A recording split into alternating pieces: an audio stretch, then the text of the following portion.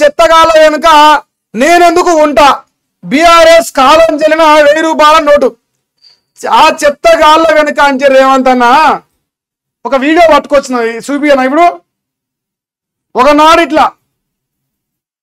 ఇట్లా ఉన్నావు రేవంత్ అన్న మనము నిక్కి చూసినాం కదనే హరీష్ రావు గారు కేంద్ర మంత్రి పదవి ఇంకో దానికి రాజీనామా చేస్తే రాష్ట్రంలో మంత్రిగా రాజీనామా చేస్తే వైఎస్ రాజశేఖర రెడ్డి బతుకున్నప్పుడేమో నిక్కి చూసినామే హరీష్ రావు గారు ఫాలోగా ఉన్నాం చెత్తగాళ్ళ నువ్వు చెత్తగానే అంటారు జనాలు ప్రజలు ఓ చెత్తగాలు తీసుకొచ్చి ముఖ్యమంత్రి చేసి చెత్తగాల జోలి మాట్లాడుతున్నావు అంటారు చూడరే ఆ చెత్తగాల వెనుక నేనెందుకుంటా బీఆర్ఎస్ కాలం చెల్లిన 1000 రూపాయల నోటు అన్నం తినేవారు ఎవరైనా మీ వెనుక ఉంటారా మా అన్న గడ్డి తినడేమో మరి ఒకప్పుడు గడ్డి తిన్నావా ఇప్పుడు అంటే అన్నం తినలేము అనుకుందాం ఇప్పుడు బంగారు పల్లెలు తింటాం అనుకున్నాం మరొకప్పుడు హరీష్ రావు వెనక నిలబడప్పుడు ఏం తిన్నామన్నా అప్పుడు గడ్డి తిన్నామేమో చూడరా నేను నాయకుడిని ప్రజల ముందుంటా ప్రజల్ని మోసం చేస్తా ప్రజల ముందుండి ప్రజల్ని మోసం చేసి ప్రజల్ని నాశనం చేస్తానికి నేను ముఖ్యమంత్రి అయినా కానీ హరీష్ రావు గారి ఎంగిలి మెతుకులు తిని హరీష్ రావు గారి మోచేతిని లాగి హరీష్ రావు వెనకంగా తిరిగి ఫాలో లెక్కుండి కలవ గుర్తులో మనం చేసిన రాయికి మర్చిపోయినాం ఇలా కండకాల తిన్నింటి వాసాలు కూడా గిట్టినాయి ఇప్పుడు అవునా కాదా ఉన్నవా లేదా గంతవరకే మరడు ఇంకోటి కలవకుండా కవితక్క మనం నీకెందుకు అంత బాధ అవుతుంది నువ్వు వదిలిన బాణం కవితక్కని సొసైటీ మొత్తం నమ్ముతుంది హరీష్ రావు గారికి సమానం చెప్పే దమ్ము లేక సన్నాసులోని లోకం అంటుంది కాబట్టి ఇలా హరీష్ రావు గారిని డ్యామేజ్ చేయడం కోసం కవితక్కను వదిలినవు నేనంటే లేని ప్రజలు కూడా అంటారు భయం అవుతుంది అన్నకు నేను నాయకుడు అంట ప్రజల ముందుండంట వద్దంటే ఎగురు పెడతాను ఇప్పుడు పథకాలు ప్రజల ముందుండి చిన్నగిస్తున్నావు కవిత వాక్యాలపై సీఎం రేవంత్ కౌంటరు వాళ్ళ కడుపులో కత్తులు పెట్టుకొని కౌలించుకుంటుండ్రు కాంగ్రెస్ పార్టీని బతకనివ్వమని జైల్లో పెట్టిండ్రు ఇవాళ వాళ్ళే తనుకొని చస్తున్నారు మీ కుటుంబ పంచాయతీలకు నన్ను లాగొద్దన్న సీఎం గారట ఇక ఇందిరామీల కాడికి పోయినట్టుంది రేవంత్ అన్న తెలంగాణ రాష్ట్రంలో 100% మంది ప్రజల్లో ఒక 94% మంది ప్రజలు ఏమంటారు అంటే రేవంత్ రెడ్డి వదిలిన బాణం కలవకుండా కవితక్క హరీష్ రావు గారు నేరుగా ఎదుర్కోలేక డైవర్షన్ పొలిటీషియన్ అవార్డు అందుకున్న రేవంత్ రెడ్డి గారు ఈ దేశంలో ప్రజలను ఎట్లా డైవర్ట్ చేసి నీచమైన రాజకీయాలు చేయడంలో సిద్ధవస్తులైన మన రేవంత్ అన్న గారు కలవకుంట్ల కవిత గారిని ఇలా హరీష్ రావు గారి పైకి వదిలిరు ఎందుకంటే సమానం చెప్పే దమ్ము లేక అని ప్రజలు అంటురే లేదు కాదు అంటే నమ్మించాలంటే మరి ఎందుకు 15 రోజులు అసెంబ్లీలో కాళేశ్వరంపై చర్చ పెట్టలేదని అడుగుతురు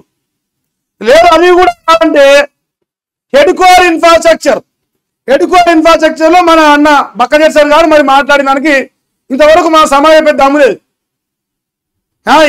ఏది చూడు జనాలను పిచ్చోళం చేయాలి డైవర్ట్ చేయాలి ఒక మేజర్ ఇష్యూ నుంచి డైవర్ట్ చేసి తన పైన వ్యతిరేకత రాకుండా కాపాడుకోవాలి ప్రొటెక్షన్ ఇప్పుడు చూసిరా రేవంత్ అన్న సేఫ్ జోన్ లో ఉన్నాడు ఆయన ఏమంటాడు చెప్పగలడు నాకేం సంబంధం నేను అట్టగా అని సంసారం మనల్ని మారుతుంది అయితే ఇప్పుడు విషయం ఏంటి కలవకుంట్ల కవితక్క అయితే రేవంత్ రెడ్డి సపోర్ట్ లేదు ఇటు పోతే బీఆర్ఎస్ పార్టీ సపోర్ట్ లేదు ఎటు కాకుండా 2 పార్టీల కాలు పెట్టడం అయిపోయింది అక్క ఇప్పుడు ఆగమైపోయింది కాంగ్రెస్ బీఆర్ఎస్ మధ్యలో కలవకుంట్ల కవితక్క రాజకీయ భవిష్యత్తు దెబ్బతినబోతా ఉంది పూర్తి స్థాయి నేను అనుకుంటా ఉన్నా సో రేవంత్ రెడ్డి నమ్ముకునే గట్టినోడే లెక్క ఎందుకంటే మా అన్న ఎదురు వచ్చిన దేవుల మీద ఓటేసి రుణమాఫీ చేస్తుంటే మా ప్రజలు ఓటేసిరు 6 గ్యాన్లు వీకిస్తామంటే ఓటేసిరు ఏది వీకేయకుండా ప్రజల నోట్ల మనకు పెట్టిన మేధావి ఇంకా ఆయన ప్రజలు ఉన్నారు ఇంకా ముఖానికి ప్రజలు ఉన్నారట ఏడ కనిపిస్తారు మా సొంత ప్రజలు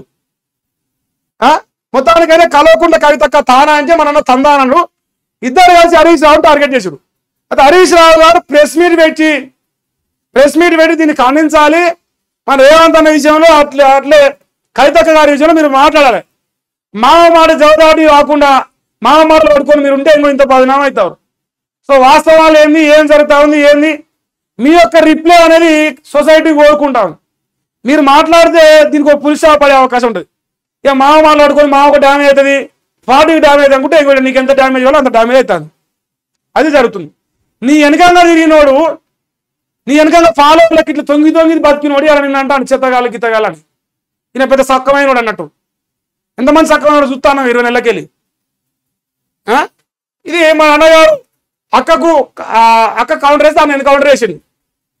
పేదల కంట ఇండ్లు ఇవ్వండి ఆనందంగా ఉంది. అమ్మో ఇవ్వడం ఆనందంగా ఉందంట. అమ్మ అమ్మ అమ్మ అమ్మ ఎన్ని ఇండ్లు ఇచ్చినావనా?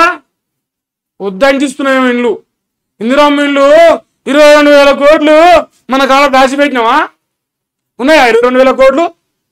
ఎడబెడతాం, ఎవరు నమ్ముదాం? చెప్పులు ఎత్తుకపోయే దొంగ లెక్క చూస్తున్నారు మనల్ని.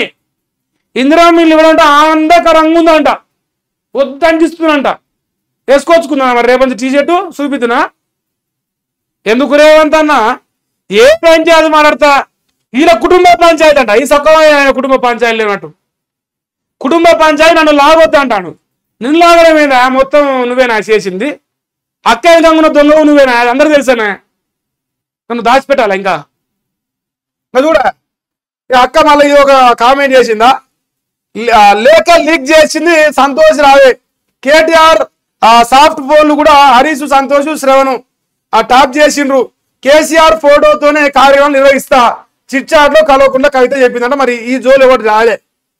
ఇది నాయన బొమ్మ లేకపోతే మనం దగ్గర కదా అక్క ఉన్నది చెప్పాలి. కలవకుండా చంద్రశేఖరరావు ముఖం లేకపోతే మనం ఎవరు మన తెలంగాణ రోజు గుర్తువరడు అంటారు. అందువల్ల మరి నాయన బొమ్మ పెడుతుంది. నాయనకు వ్యతిరేకంగా పనిచేసి నాయనకు భగవంతుని చేతులు వెళ్తాడు అంతే. అక్క భగవంతుని చేతులు కలిపి నాయన బొమ్మ పెట్టుకొని బతుంది. చెప్పాలి అక్క. నియాస వంటి బిడ్డలు ఇంటికి 4 ఉండాలి. నేను చెప్తున్నా మంచిగా బతారు. ఇంకా ఇప్పుడు దీనికి ఒక వార్త వచ్చిందా మరి మాట్లాడిందా లేదా? ఓవర్ కాంగ్రెస్ కొంప ముంచింది. ఢిల్లీ గల్లీ ఏదైనా వచ్చే ఎన్నికల్లో గులాబీ జెండా ఎగరాల్సిందే. వాళ్ళది దండుపాలెం బ్యాచ్ డైలాగు తప్ప ప్రభుత్వం నడపడం చేత కాదు. తెలంగాణ పచ్చగా ఉంటే కొంతమందికి నచ్చడం లేదు. మాజీ మంత్రి కేటీఆర్ మాట్లాడినట్టున్నా. ఓవర్ కాన్ఫిడెన్స్ కొంప ముంచింది. మరి గట్టిగా పనిచేద్దాం, స్థానిక ఎన్నికల్లో సత్తా దాడదాం అంటున్నాడు. కానీ చెల్లె గురించి ఏం మాట్లాడలే. చెల్లె గురించి టాపిక్ ఏది ఇవ్వలే. రామన్న మాట్లాడితేనే ఈ పంచాయతీకి పులిసి చేపడుతుంది. అన్న అన్న అంటా ఉంది. అన్న నాయన నోరు ముప్పించింది హరీష్ రావు పైన పడుతుంది అంతే. టార్గెట్ హరీష్ రావు పైన పనిచేస్తాను అక్క. మరి ఈయన సపోర్ట్ చేసిన మంచిగా ఉండు, కేసీఆర్ మంచిగా ఉండు, నడవంతరాన హరీష్ రావు ఆగమవుతాడు చెల్లె చేతుల. మరి వాళ్ళు ఏం మాట్లాడతలేరు, స్పందిస్తలేరు అంశం పైన. ఇది ఒక వార్త. నెక్స్ట్ కాళేశ్వరం కేసు పక్కదారి కోసమే బీఆర్ఎస్ డ్రామా అంట. భూమి మీద అతిపెద్ద అవినీతి ఆ ప్రాజెక్ట్ అట. సొంత బిడ్డే అవినీతి జరిగిందంటోంది. కవిత రాజీనామా చేస్తే ఎంత, చేయకపోతే ఎంత. ఫోన్ ట్యాపింగ్ కేసు కూడా సిబిఐకి ఇవ్వాలి. కేంద్ర మంత్రి బండి సంజయ్ కుమార్ గారు సవాల్ విసిరట. మా బండి సంజయ్ గారు ఇప్పుడు పరిశాన్ వచ్చింది. ఈడే రాజేంద్ర ఒకటి మాట్లాడతారు, మా బండి అన్న గారు ఒకటి మాట్లాడతారు.